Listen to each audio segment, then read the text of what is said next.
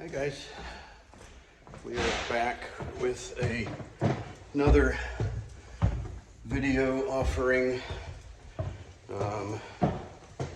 Wanted to bring you along for a duct leakage test.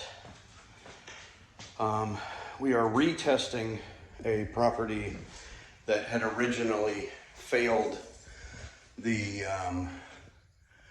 original duct test, and here we have a boot that has been sealed up better than it was before, and I'm not sure if we're going to have registers off on all of them, but we'll take you around and see what we got.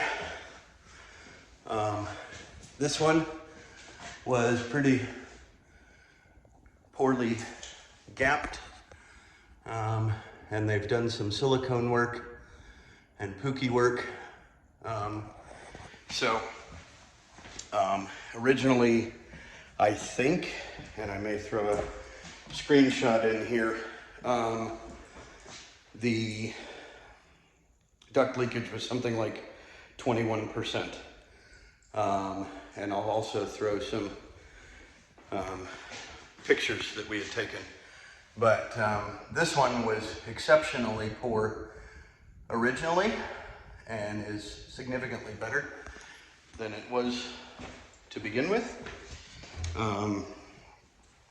We've got one in here in the closet. This one wasn't bad at all, but they've added some silicone to it to seal it up, so that's good. One thing I think is interesting is that we have the heat running, but this door is laying down, and that has been open since I first came here. Check another one here. This one's got a little extra sealing on it, so it looks like they've made significant improvements to, well, hopefully enough to make it pass. But it was a little too far gone for it to pass originally. I will show you the equipment here.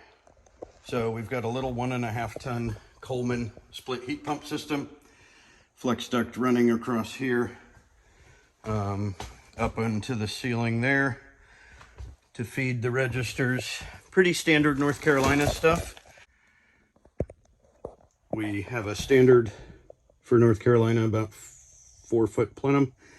Suppose it could be 5 feet. 1, 2, 3. Probably about 48 inches. And then we've got a fairly standard return plenum, 24 inches with a section of flex duct to a box for the filter. Not bad by any stretch. Certainly not going to say that this doesn't look reasonably thoughtful. But we are going to get set up for duct leakage here at the return. We're using our Retesting duct leakage duct tester. And we'll see how this test out of the original test in goes.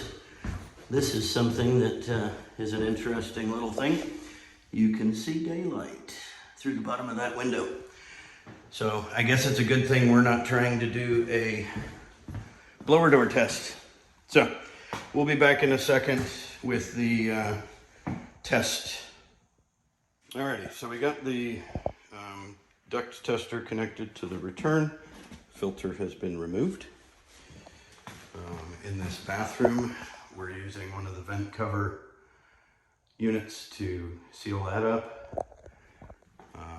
Duct tester is here in the hallway with the DM32 manometer. The test software is ready to roll here shortly. This register, we did not bother to put the register on, so we just taped the ceiling. In here, we have another one that didn't have a register. I mean, there is a register right there, but it doesn't cover the hole in the sheetrock. So I figured better than giving them extra work to do, we would just tape it that way. This one we've taped over. We were also missing some of the screws. So this is where our reference tube is going, the blue tube from the duct tester. And we're gonna go ahead and hit start. We are running range 74, which is the same range that we used when the test failed originally. So we're gonna hit start.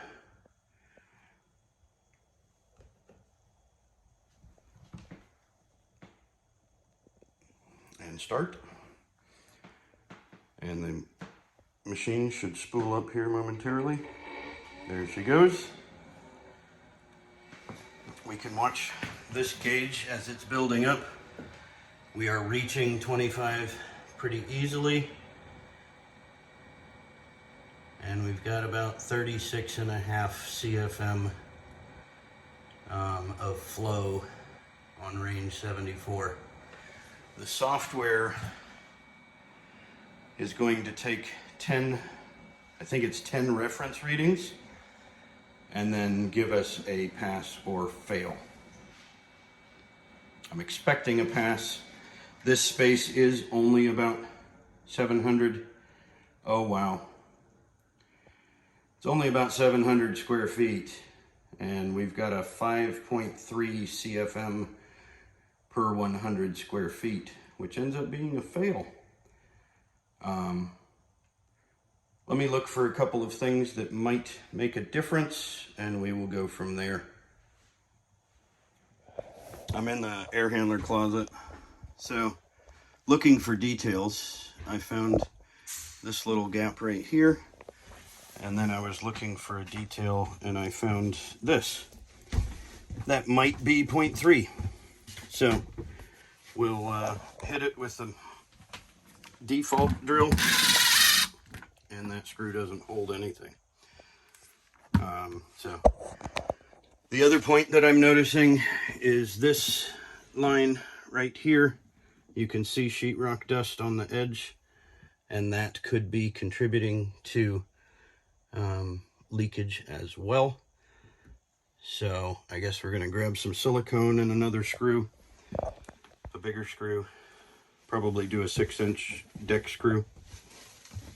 All right, so in order to get this door to seal better, we've put 5/16 self-tapping screws, short ones, in the access ports, or the access where the screws would go normally, except for these, where these screws actually would go into a plastic piece. Added some silicone to that door just for insurance, and then taped that filter slot where the sheetrock dust was, and then taped over the unused drain port. For a little extra insurance, we're going to put some water in the drain trap, as this system probably hasn't run for cooling to have any water in the drain trap. A lot of times I know that people will fill the trap before they even test, but I've always tested first, because if we're extra tight and that trap doesn't make a difference, then there's no need to worry about that minor detail. So, trap's filled. The pieces that we found on the air handler have been addressed, and we're going to retest.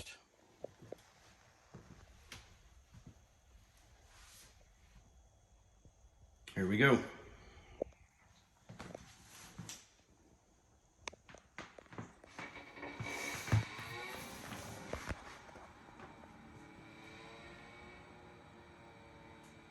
It would be interesting if we have to change the ring,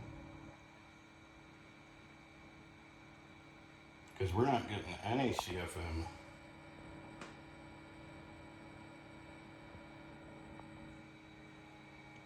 All right, we're going to swap rings.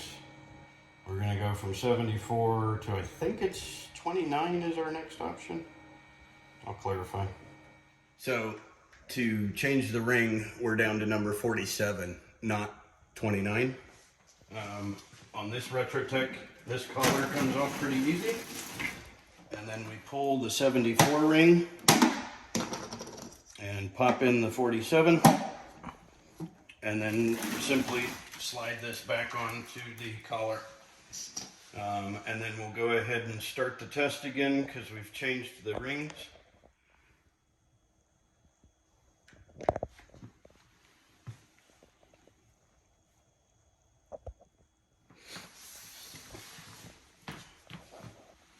All right.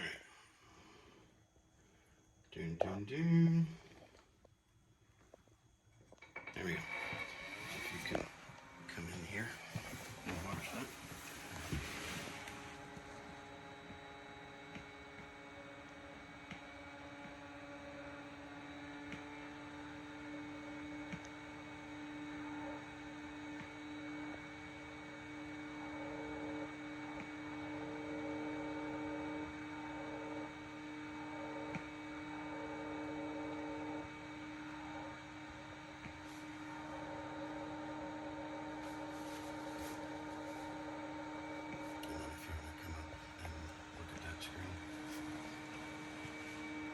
A little higher.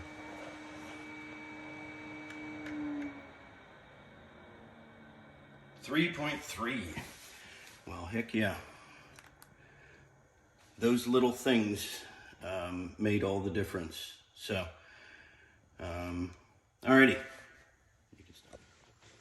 So, when it comes down to duct leakage, it really matters to pay attention to the details. Obviously, those gaps on the air handler were fairly significant. They made a 2% difference. We went from 5.3 when we first tested to 3.3. But the previous test was over 20%. I think it was 21.5. It is important to pay attention to the details, especially when you're connecting ducts, installing registers or boots. Flex duct doesn't by default have holes in the flex, or it shouldn't, but the connections that you make in the field are incredibly important. So I'm glad we were able to get this one to pass. It makes my job satisfying when I am able to deliver a passed duct test report. So this client will be satisfied or happy to have got a passing score on this test.